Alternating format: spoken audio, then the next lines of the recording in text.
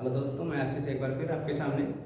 जैसा कि आप लोग जानते हैं कि इस समय चुनावी बिगुल बज चुका है और भारत के 5 राज्यों कुल मिलाकर के 5 राज्यों में यानी कि 4 राज्य और एक केंद्र शासित प्रदेशों में इलेक्शंस होने हैं। तो आपको ध्यान रखना थोड़ा सा कि भारत का एक राज्य है असम, जहाँ पे 126 सीटों के लिए इलेक्शंस होगा, 126 सीटों के लिए।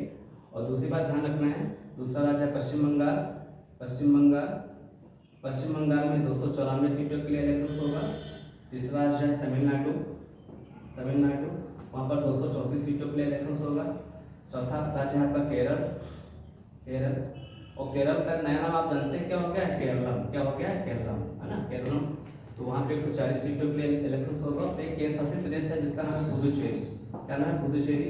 वहाँ पर 30 विधानसभा सीटों के लिए इलेक्शंस होगा।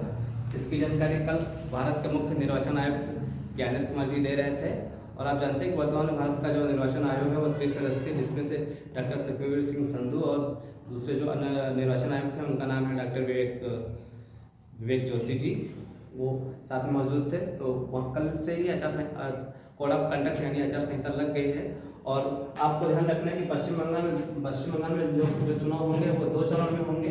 बाकी राज्यों में जो चुनाव होंगे वो सब एक चरण में इलेक्शंस होगा, और इन सभी राज्यों का जो रिजल्ट आएगा यानी मतगणना होगी वो 4 मई को होगी। कब होगी? 4 मई को होगी, 4 मई 2026 को होगी। ये बात आपको ध्यान रखनी है। दोस्तों, आपको कमेंट बॉक्स में एक क्वेश्चन बताना है कि भारत में केंद्रीय निर्वाचन आयोग की स्थापना कब हुई। जय हिंद।